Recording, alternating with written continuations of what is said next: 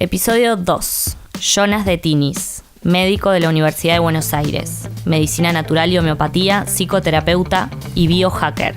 En todo proceso de sanación del cuerpo y de las emociones, es esencial poder abordar la curación a través de procesos profundos que involucren todas las partes, el cuerpo, la mente y el alma. Las plantas utilizadas como medicina van hasta ese lugar y el resultado es asombroso. Jonas, nuestro prisma de este episodio, nos acompaña a sumergirnos de lleno en el poder magnífico y ancestral de las plantas medicinales. Hablamos de su relación histórica con el ser humano, de los hongos como medicina natural, del futuro de la medicina, del Big Pharma, la salud puesta en manos de otros, y de lo mucho que nos perdemos estando tan lejos del poder sagrado de las plantas. Prismas, los hongos como medicina.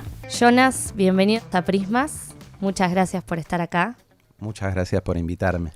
Bueno, da para hablar de muchas cosas. Sos homeópata, médico naturista, mucha historia con los hongos, con las plantas medicinales.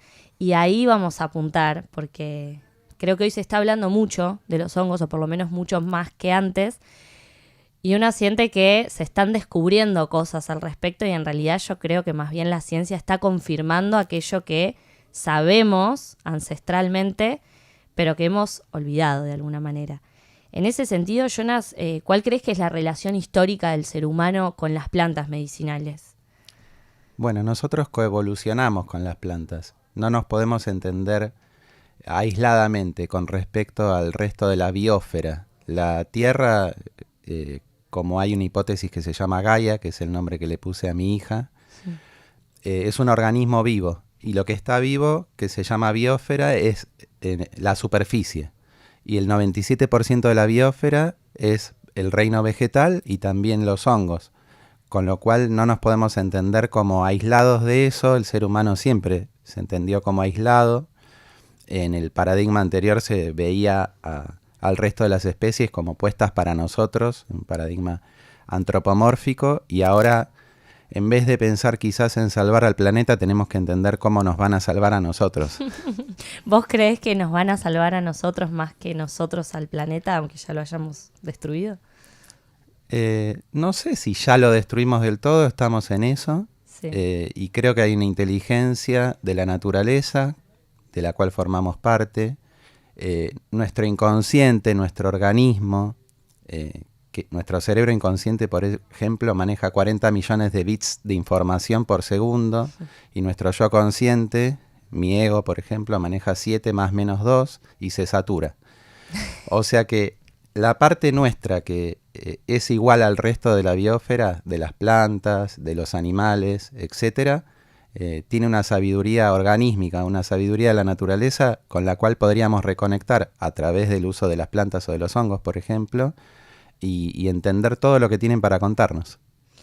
Bueno, en ese sentido, esta nueva información, nueva para muchos de nosotros, que tiene que ver con los hongos, que de repente estamos escuchando que en algunos países se están utilizando para determinados tratamientos físicos, psiquiátricos, etcétera. En ese sentido, ¿hay algo que tiene que ver con esto que vos decís, que hay una conexión que va más allá del tiempo y del espacio y que sí o sí va a haber algo en la naturaleza que pueda sanar o que pueda salvarnos, y los hongos entran muy poderosamente en esa esfera, ¿no?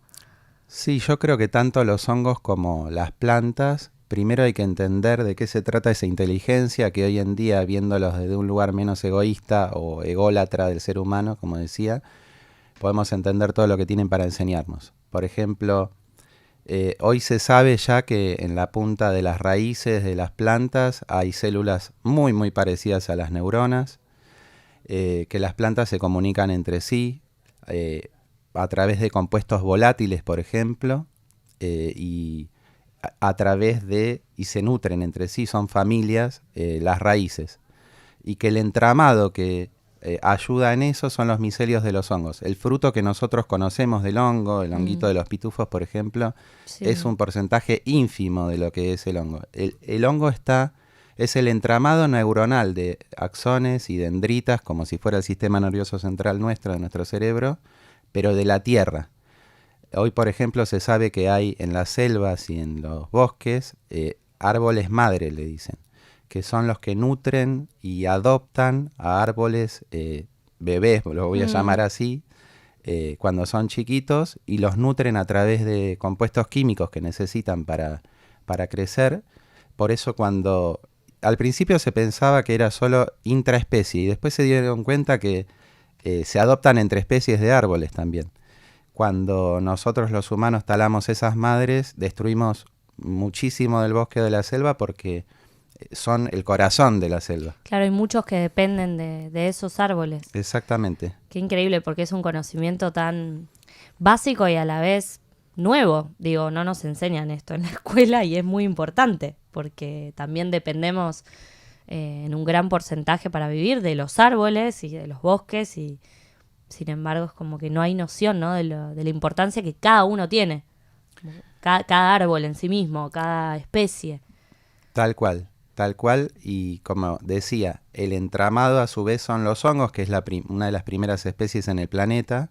O sea, tienen una sabiduría de millones y millones y millones de años, hace más que están acá que nosotros, y tienen muchísimo para enseñarnos.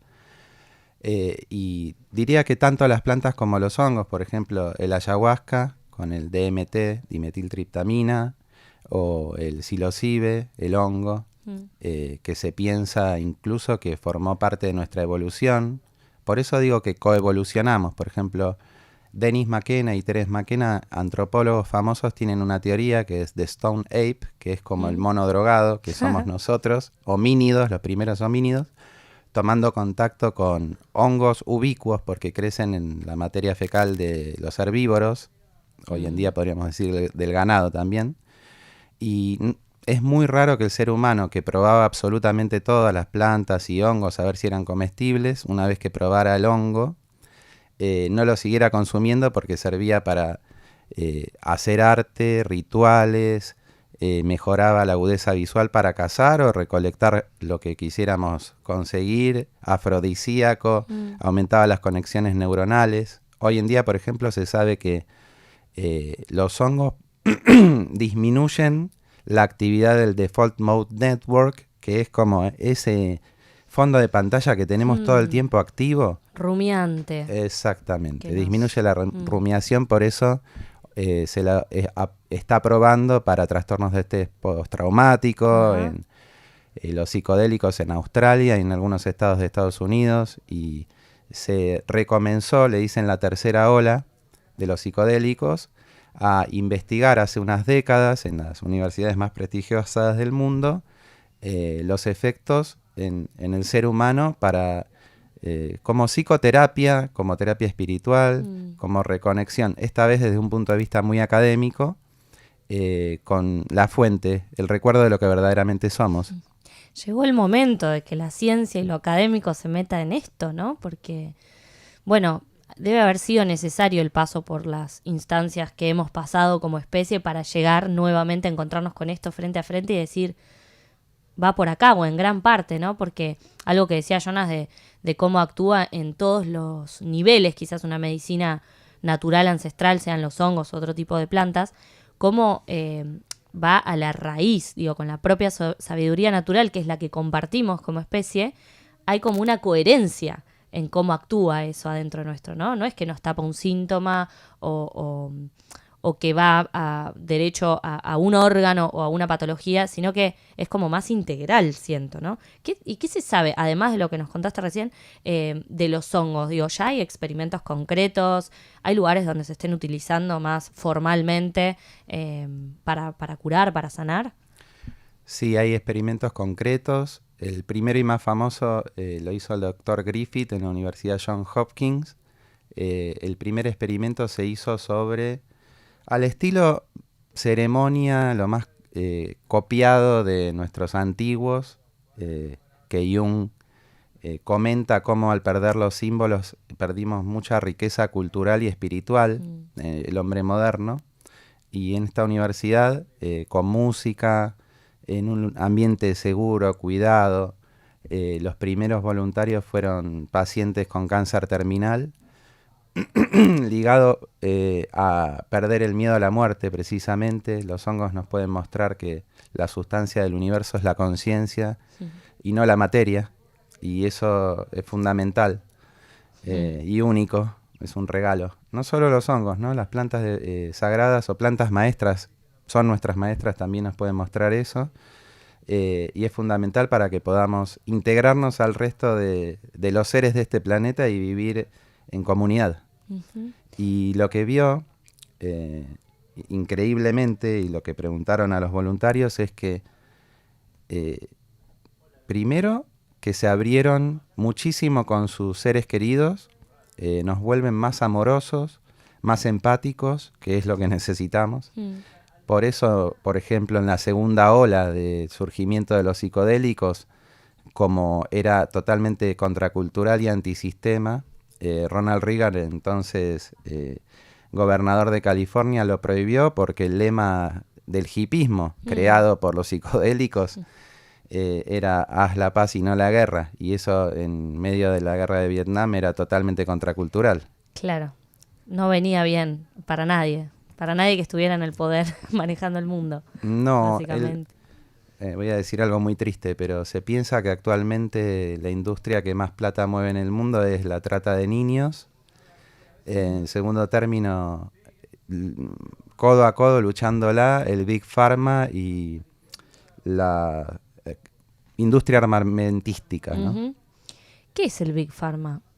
Que hoy se escucha un poco más. El Big Pharma es, podríamos decir, lo tendría que poner en condicional porque no lo puedo asegurar y creo que es muy difícil asegurarlo, aunque el sobrino de John Fitzgerald Kennedy actualmente está denunciando todo. Ajá. Y es candidato a presidente en Estados Unidos por los liberales, que a los que se les escapó, por ejemplo, el virus de un murciélago que estaba en una feria a 20 cuadras del laboratorio más grande de bioseguridad del mundo, o de uno de los más grandes.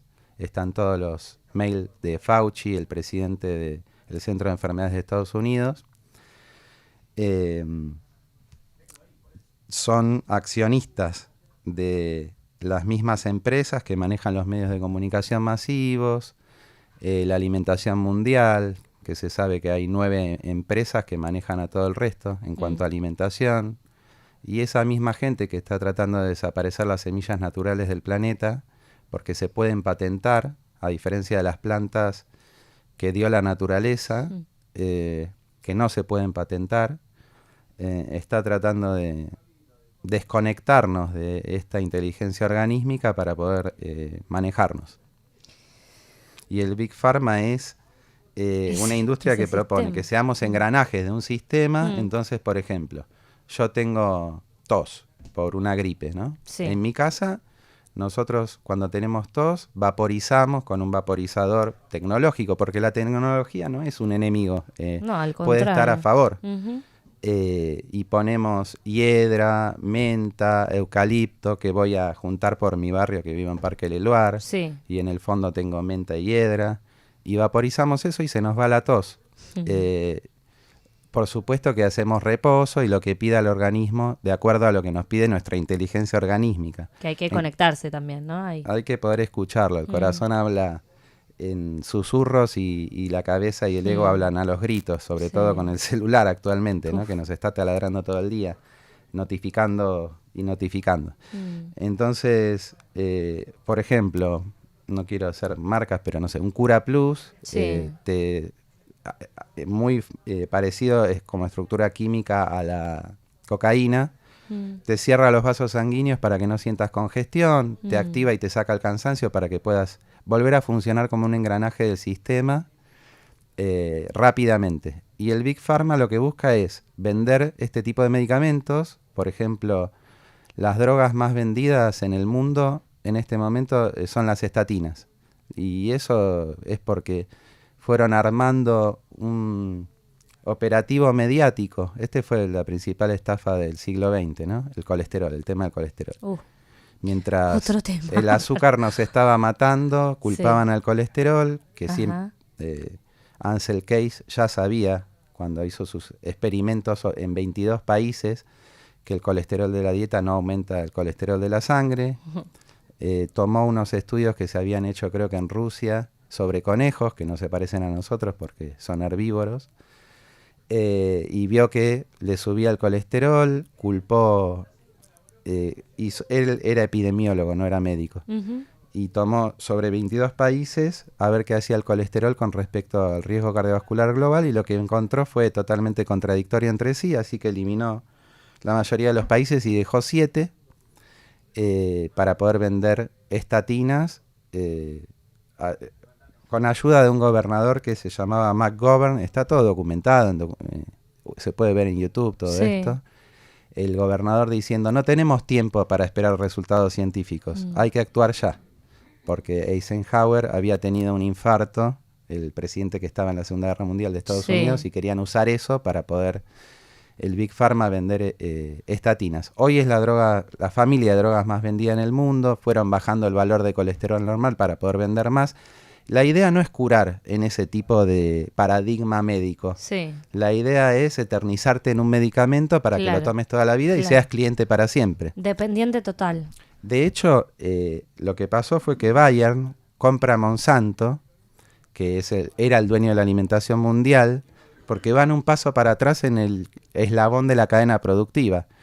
Con los alimentos que nos venden nos enferman y luego ellos mismos nos venden las medicaciones que vamos a tener que tomar de por vida para emparchar, no para curar, y sentirnos mejor. Bueno, quienes han querido lucrar con la salud durante tantos años, cientos y cientos ya, nada, digo, en un punto pienso, es un tema de esas personas, de esos círculos de poder, de este sistema del cual somos parte.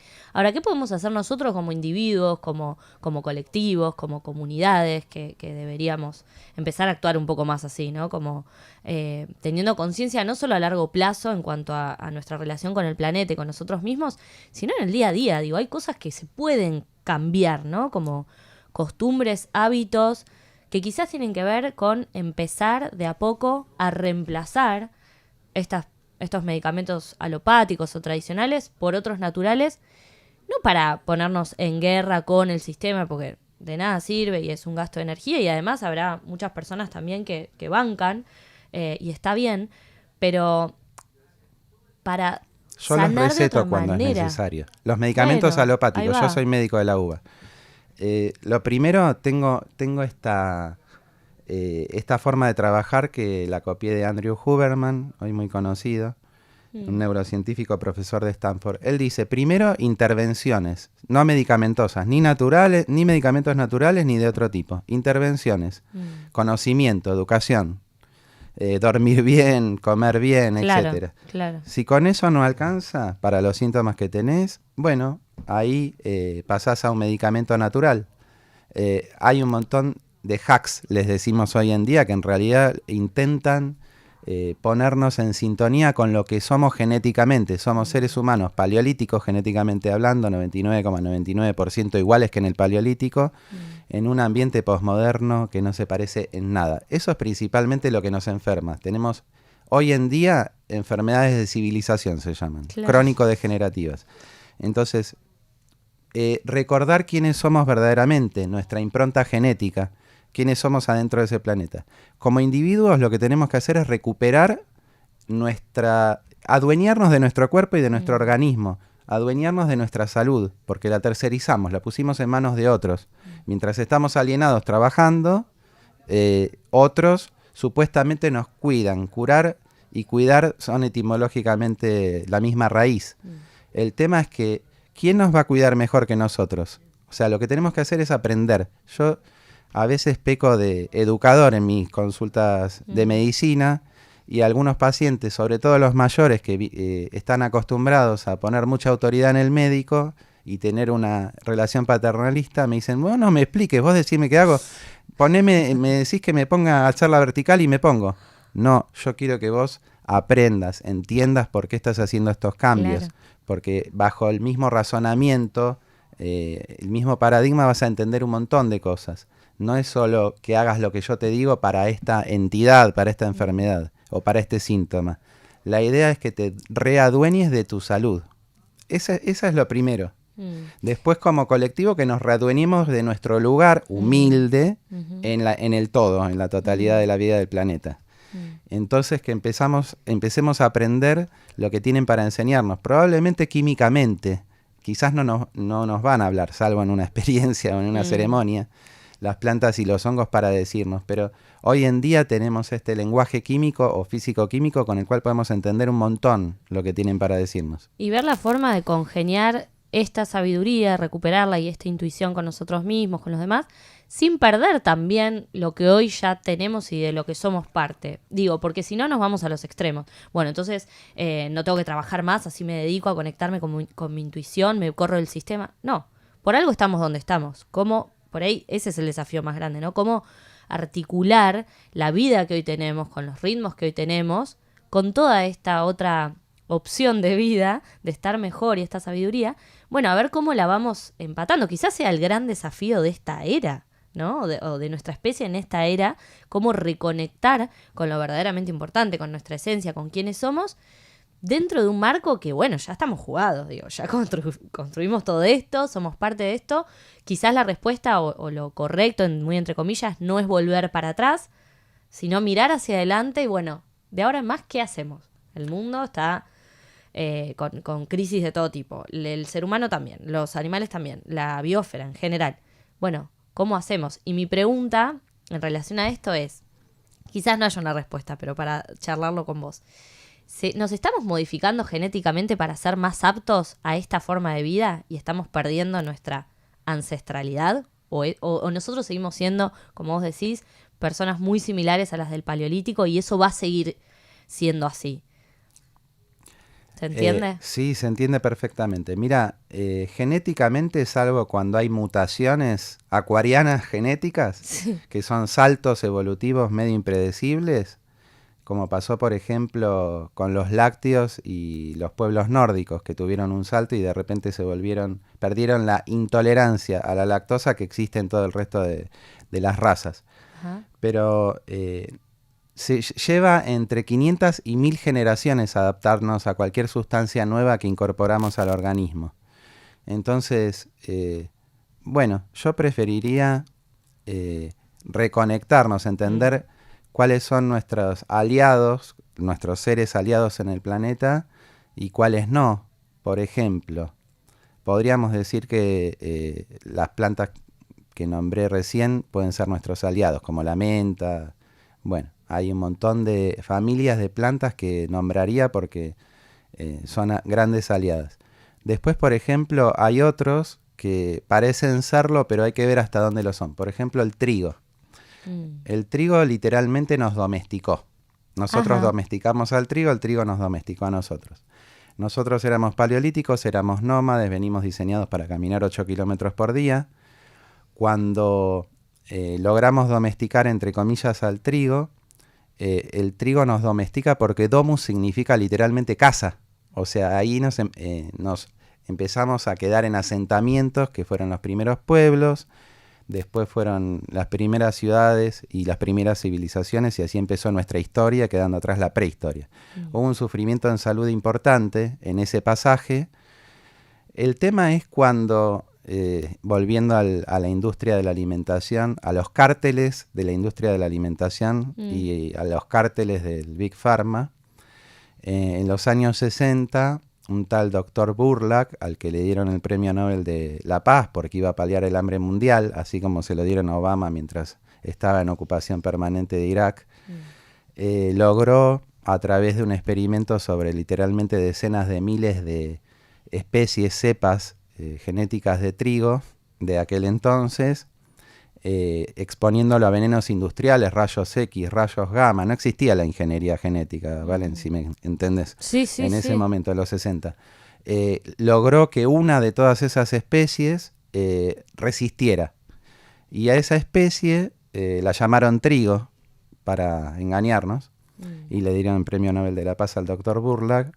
Hasta ese momento el trigo era, si ven cuadros del renacentismo, por ejemplo, lo que sea, una espiga o un tallo larguísimo, con una espiga muy chiquitita. Ajá. A partir de ese momento, y está el doctor en internet si lo quieren ver, con unas espigas gigantes, aumentó la rentabilidad porque lo que nosotros comemos es la espiga. El tema es que el reino vegetal también quiere sobrevivir. Supervivencia individual, como las espinas de una rosa, o supervivencia de la especie, que es poniendo todos los venenos posibles en sus hijos, las semillas. La espiga es la semilla. El gluten es el famoso veneno del trigo. El tema es que cuando esta especie resistió a este experimento mundial, el experimento más grande que se hizo antes de las vacunas para el COVID, ¿no? El experimento más grande del siglo anterior, si queremos. Resistió y generó un trigo que tiene 8 veces más gluten, es decir, 8 veces más veneno. Y como encima toda la alimentación está pensada en términos de consumismo y no en términos de salud de la humanidad o de los consumidores o de los humanos, como decir, clientes en vez de pacientes, ¿no? Los perritos y los gatitos también, pobrecitos, entran ahí. Sí, el alimento balanceado, nosotros comemos alimento balanceado para humanos. Claro. Son más coloridos, el merchandising se llama, los paquetitos y todo eso son más coloridos. Lamentablemente las víctimas más grandes de todo esto son los chicos, a los que se los llena de azúcar. Y no sé por qué no comen más o menos un poquito más sano, que no es mucho más, que es como comen los adultos. Volviendo para atrás, se le da este trigo, al anterior se lo llama espelta, es la variedad espelta, sigue existiendo en Medio Oriente, se usa muy poquito porque tiene menos rentabilidad.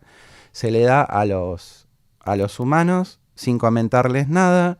Obviamente a los productores agropecuarios les encanta la rentabilidad y enseguida el trigo trucho reemplaza al trigo anterior. Yo en chiste digo que es una especie extraterrestre introducida al planeta de golpe. Y aumentó la enfermedad celíaca 400%, la intolerancia al trigo, o sea, al gluten, que hoy es 8 veces más concentración, aumenta hasta un 6% de la población mundial. Hoy en día están tratando de ver los pediatras cómo incorporan el gluten, a qué edad es la mejor edad para incorporar el gluten en los chicos, etcétera. Cuando en realidad dicen eso porque los chicos se enferman al incorporar el gluten. Tendríamos que estar viendo quizás cómo hacer para no comer el veneno de esa especie vegetal. Claro que no lo necesitamos para nada, no es que hay que reemplazarlo por otra cosa o por sus propiedades, no tiene propiedades, ¿no? Propiedades para la planta que se defiende de los predadores. Claro. No para nosotros. Wow. Bueno, ahí ese es un ejemplo claro de lo que no tiene que ver con nuestra... Con nuestro ADN más primitivo, va a ser un lío adentro nuestro, a la larga o a la corta, ¿no? Digo, por 500 a 1000 generaciones claro, de nosotros. Pero también cómo se ha logrado que los efectos sean de a poquito y en el tiempo, ¿no? Porque con cuántos alimentos nos pasa que decimos, pero si yo estoy bien, como galletitas todos los días y estoy bien. Hay un síndrome que se llama síndrome de intestino poroso o permeable, leaky gut en inglés. Hay más de 10.000 papers científicos sobre el tema, pero hay que entender esto. Como todavía no hay un medicamento del Big Pharma para tratar esa afección, no figura en los manuales de clínica médica. Los médicos con los cuales no tengo ningún problema, todo lo contrario, son operarios especializados de este sistema. Yo soy médico, así que soy colega, nunca hablo mal de un médico. Se calcula que no tienen tiempo porque los médicos atienden cada 20 minutos a una persona, no pueden ni siquiera recabar sobre el aspecto humano de lo que le pasó a esa persona. Siguen protocolos, como los protolocos del COVID que hubo en su momento. Protolocos. Y sí. Y entonces terminan siendo operarios especializados que tienen tiempo, se calcula en toda su carrera, de leer un 0,1% de toda la bibliografía científica que hay flotando en internet, en bibliotecas serias, que gracias a Dios yo tengo tiempo de investigar directamente ahí e ir armando tratamientos más lógicos y racionales y además con menos efectos adversos porque están hechos de plantas y hongos que el organismo reconoce porque coevolucionamos y no los rechaza. ¿Qué es el síndrome de intestino poroso? Bueno, para que entiendan un poco, así como los ojos, la vista, el gusto, el olfato y el tacto sirven para reconocer el medio ambiente, para el cerebro, para el sistema nervioso, los bebés se llevan toda la boca, ¿por qué? Porque el sistema inmune, que el 75% del sistema inmune de las defensas está del otro lado de la barrera intestinal, está rodeando el intestino. Se llaman placas de Peyer, son ganglios linfáticos especializados. ¿Qué está haciendo el bebé que nace con un sistema inmune nulo y que ustedes saben que por eso es tan importante la lactancia materna, el sistema inmune es la leche. También el parto vaginal y la lactancia materna. Sí. Esas dos cosas son muy importantes porque es el sistema inmune prestado que tiene el ser humano que nace muy inmaduro por un tiempo. Entonces, nos llevamos toda la boca de bebés. ¿Por qué? Porque estamos reconociendo al mundo, al medio ambiente, desde el punto de vista del sistema inmune. Entonces, y eso está en el intestino. Cuando entra algo al cuerpo que el organismo no reconoce, Alessio Fasano, que es un tano que explica muy bien esto, es un glutenólogo, uno de los expertos más grosos nunca había en escuchado gluten. glutenólogo. Existen. Existen porque hoy en día el gluten se sabe que genera un espectro de enfermedades enorme.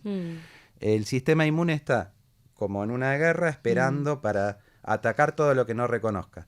Cuando no lo reconoce, lo ataca. Cuando lo ataca, se arma una tormenta inflamatoria, una guerra, en el intestino, que a veces da síntomas digestivos del aparato digestivo y a veces no. La gente debuta con problemas por intolerancia al gluten con, por ejemplo, ataxia cerebelosa, dermatitis herpetiforme.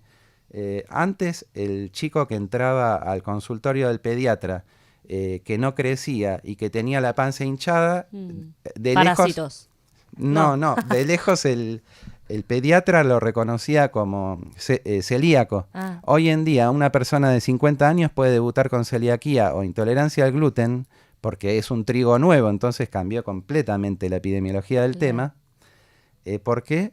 Porque en esa tormenta inflamatoria se hacen agujeros en la frontera, quedan expuestas un montón de antígenos, se llama, que son sustancias que el organismo no reconoce, por ejemplo, de la flora normal, pero que no tendrían que estar en contacto con la sangre y con los glóbulos blancos, que son nuestras defensas. Esos mediadores de la inflamación, de la guerra, viajan por todo el cuerpo, inflaman al cerebro, generando depresión, trastornos de ansiedad generalizados, insomnio y un millón de problemas, a las articulaciones generando enfermedades autoinmunes, artralgias, que son dolores de articulaciones, artritis, inflamación en todo el cuerpo. Vivimos acostumbrados a una inflamación leve, a moderada, crónica, con mucho déficit de energía, vivimos cansados y no sabemos por qué, y a eso lo decimos, hey, pero yo no estoy enfermo. ¿Por qué? Porque la medicina hegemónica propone, si tenés una etiqueta, estás enfermo. Si no tenés una etiqueta con un nombre de lo que ellos proponen como enfermedad, no estás enfermo, bancátela. Ahora, no vivir al 100% nuestras capacidades de bienestar y de lucidez es estar enfermo, porque hay algo desequilibrado dentro de nuestro. Si no podemos estar, o sea, digo, no está bien vivir cansados, porque todo lo atribuimos también al ritmo laboral, al estrés. Es cierto, está bien. Sí. Es cierto, pero también es cierto que no nos alimentamos bien, que es lo básico para funcionar. Entonces, no estamos bien si estamos deprimidos, no estamos bien si no estamos descansados. Y tampoco, como que en general yo siento que hay como una resignación como, y bueno, la vida es así hoy. No, o sea, no debería ser así. Y quizás con pequeños cambios, como la alimentación, como otro tipo de medicina alternativa que no sea tan invasiva, que nuestro cuerpo reconozca como propia, esos pequeños grandes cambios nos pueden hacer un cambio mucho más grande a corto, mediano y largo plazo, porque tiene que ver con eso también. Nos tenemos que despertar. No hay otra forma de decirlo. Cada uno como individuo nos tenemos que despertar. Yo le hablo a mis hijos todos los días de estas cosas para que ya crezcan despiertos. Y si esta conversación le llega a un chico, bienvenido. Es lo que más feliz me pone. Más que a los adultos. Cuanto más grande es la persona, lamentablemente, bueno, hay menos neuroplasticidad y de repente yo le hablo a una persona durante 1 hora sobre el colesterol y a la consulta siguiente me vuelve a preguntar porque está preocupado porque tiene 201 de colesterol, cuando el colesterol total, estoy hablando del colesterol total, no demostró ser un factor de riesgo en nada y el colesterol es un nutriente esencial para el organismo.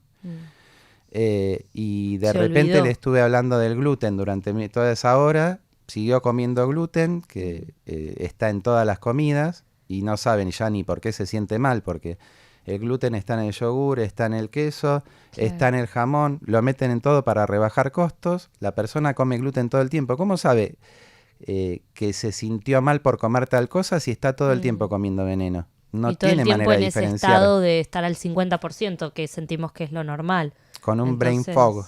Claro, y es verdad que hasta que no te enfermas con esa etiqueta, como vos decís, Jonas, estamos bien, sentimos. Y en realidad podemos, bueno, vuelvo a lo Hay, mismo, podemos estar muchísimo mejor.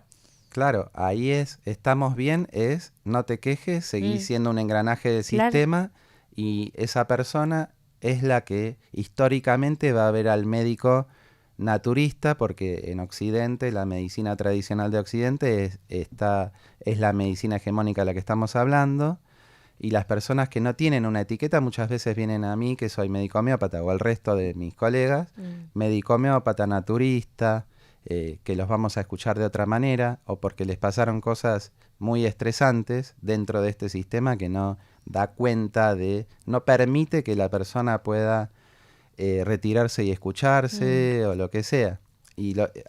Por estrés yo diría que estamos estresando al organismo con todo tipo de estresores, y que meter en el organismo comidas que no son para consumo humano, es decir, que no son alimentos, es una forma de estrés. mm, Buda decía que uno consume a través de todos los sentidos.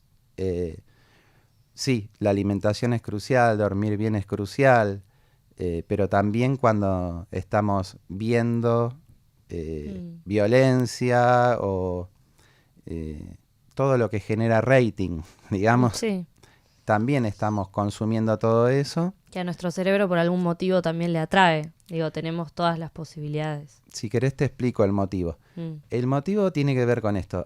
Alacena y heladera hace poco que tenemos generacionalmente hablando, con mm. lo cual el cerebro fue diseñado por la evolución para la supervivencia en primera instancia y en segunda instancia para ser feliz.